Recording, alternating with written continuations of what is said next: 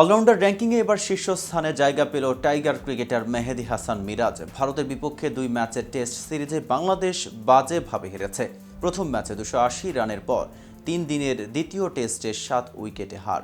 Bangladesh series হারলেও ICC র্যাঙ্কিংয়ে উন্নতি হয়েছে মেহেদী হাসান মিরাজের। টেস্ট অলরাউন্ডারদের মধ্যে সেরা 5-এ জায়গা করে নিয়েছে বাংলাদেশি এই তারকা। আইসিসি র্যাঙ্কিংয়ে মিরাজ ছাড়া এই তালিকায় আর কে কে আছেন, বিস্তারিত থাকছে প্রতিবেদনের বাকি অংশে। আর কেটিভি ক্রিকেট চ্যানেল থেকে আপনাদের সাথে আছি আমি মেহেদী হাসান।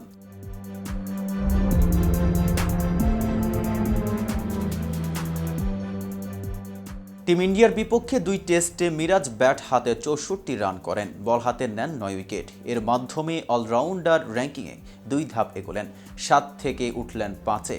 নামের পাশে রেটিং পয়েন্ট 272। পাকিস্তানের বিপক্ষে 2 ম্যাচের সিরিজে 155 রান করেছিলেন তিনি, উইকেট নিয়েছিলেন 9টি। অলরাউন্ডার র্যাঙ্কিংয়ে যথারীতি শীর্ষেই আছেন রবীন্দ্র জাদেজা, 2-এ রবিচন্দ্রন অশ্বিন ও 3-এ আছেন সাকিব আল হাসান। অবনতি হয়েছে তাইজুল ইসলামের। দ্বিতীয় টেস্টে 5 রান করে 1 উইকেট নেয়া এই ক্রিকেটার পিছিয়েছেন 3 ধাপ। তার স্থান এখন 46-এ। অলরাউন্ডার র্যাঙ্কিংয়ে উন্নতি হওয়া মিরাজ বোলারদের র্যাঙ্কিংয়ে এগিয়েছেন 4 ধাপ, 22 থেকে 18 নম্বরে উঠেছেন তিনি। বাংলাদেশিদের মধ্যে তার উপর নেই আর কেউ। তাইজুল 1 ধাপ পিছিয়ে আছেন 20 নম্বরে। বাংলাদেশিদের মধ্যে ব্যাটার মুশফিকুর রহিম সবার উপরে। 24 নম্বরে থাকা মিস্টার ডিপেন্ডেবলের 1 ধাপ অবনতি হয়েছে। 27 নম্বরে থাকা লিটন দাসেরও 1 ধাপ অবনতি। 42-এ ওঠা মমিনুল হক এগিয়েছেন 16 ধাপ। অন্যদিকে ইতিহাস বলে ভারতের উইকেট যেমনই হোক সেখানে অন্তত রান তোলা যায়, কিন্তু সেখানে 2 টেস্টের সিরিজে 4 ইনিংস মিলিয়ে একবারও দলীয় সংগ্রহ 250 ছুঁতে পারেনি বাংলাদেশ। এক কথায় বলতে গেলে ভারত সফরে টাইগারদের ব্যাটিং একেবারেই যাচ্ছে তাই। চেন্নাই সিরিজের প্রথম টেস্টের প্রথম ইনিংসে বাংলাদেশের কোনো ব্যাটারের 50 নেই।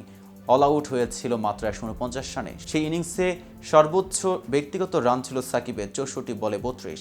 দ্বিতীয় ইনিংসে বাংলাদেশ অল আউট হয়েছে মাত্র 234 রানে। এই ইনিংসে একমাত্র নাজমুল হোসেন শান্ত ছাড়া আর কেউই দেখা পায়নি হাফ সেঞ্চুরি। 127 বলে শান্ত করেছিলেন 82 রান। বৃষ্টির কারণে কানপুরে দ্বিতীয় টেস্টের খেলা হয়েছে মাত্র 2.5 দিন, আর তাতেই ব্যাটিং ব্যর্থতায় স্বাগতিকদের কাছে হেরেছে টাইগাররা। প্রথম ইনিংসে বাংলাদেশ ব্যাট করেছিল 74.2 ওভার, অল আউট হয়েছে 233 রানে। এই ইনিংসে একমাত্র মমিনুল ছাড়া আর কোনো ব্যাটারি ক্রিজে দাঁড়াতে পারেননি। 194 বলে মমিনুল অপরাজিত 107 রানে, আর কোনো ব্যাটার হাফ সেঞ্চুরি দেখাও পাননি। মমিনুল ছাড়া এই ইনিংসে সর্বোচ্চ ব্যক্তিগত রান ছিল শান্তের 57 বলে 31।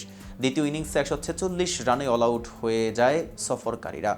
ওপেনার সাদমান ইসলামের 50 ছাড়া আর কোনো ব্যাটারি রান পাননি। মুশফিকের 37, শান্তের 19 ও জাকির হাসানের 10 রান ছাড়া আর কোনো ব্যাটারি 2 অঙ্কের ঘরে পৌঁছাতে পারেননি। কানপুর টেস্টে প্রথম দিনেই বৃষ্টির হানা, তারপর টানা 2 দিন বৃষ্টির জন্য খেলা মাঠে গড়ায়নি। সব মিলিয়ে এই টেস্ট খেলা হয়েছে মাত্র 2.5 দিন। সেখানেও হেসে খেলেই বাংলাদেশকে 7 উইকেটে হারিয়েছে ভারত। ভারতের কাছে হারার পর তাৎক্ষণিক প্রতিক্রিয়ায় টেলিভিশনের সঙ্গে কথা বলেছেন বাংলাদেশের অধিনায়ক শান্ত। দলের ব্যাটিং নিয়ে মোটেও সন্তুষ্ট নন অধিনায়ক শান্ত। বলেন, 2 টেস্টেই আমরা ভালো ব্যাট করতে পারিনি। এই কন্ডিশনে আমাদের ভালো ব্যাট করতে হবে। যদি আমাদের ব্যাটসম্যানদের দেখেন, 30 থেকে 40 বল খেলেই আউট হয়ে গেছে।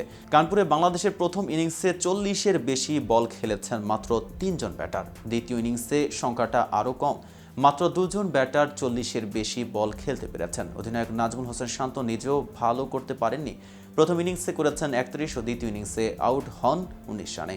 চেন্নাই টেস্টে রবিচন্দ্রন অশ্বিন ও রবীন্দ্র জাদেজার জুটির উদাহরণ টেনে শান্ত বলেন, অশ্বিন জাদেজা তখন যেভাবে ব্যাট করেছে তারা সত্যি দারুণ ব্যাট করেছে। বোলিং ইউনিট হিসেবে আমাদের এসব মুহূর্ত দেখতে হবে কিভাবে উইকেট নিতে পারি।